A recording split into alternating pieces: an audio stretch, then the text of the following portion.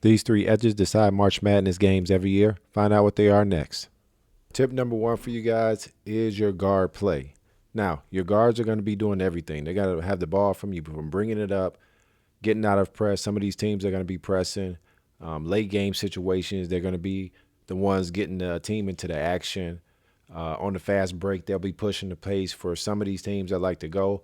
For some of these other teams that like to play it slower against teams that want to, get up and down, they're going to slow that pace down. So guards control the tempos. Experienced guards know what the head coaches want, and they know how to execute the actions or the tempo, pace, whatever term you want to use. They know how to get the most out of their guys. So tip number one, guards.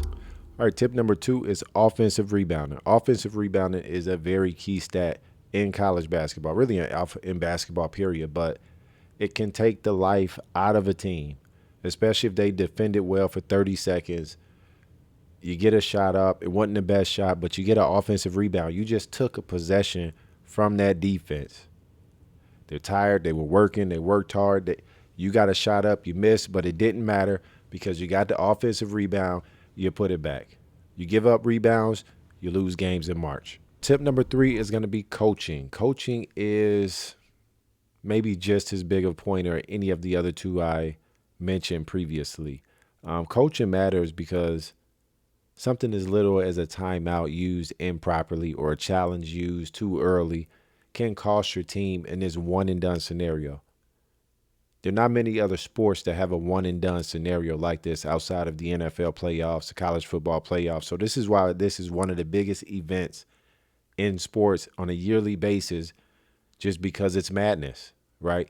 And if you don't have the right coaches, if you don't have the right guys making the in-game adjustments at halftime, in these timeouts, in the TV timeouts, a guy that you can say, okay, this guy's been here before.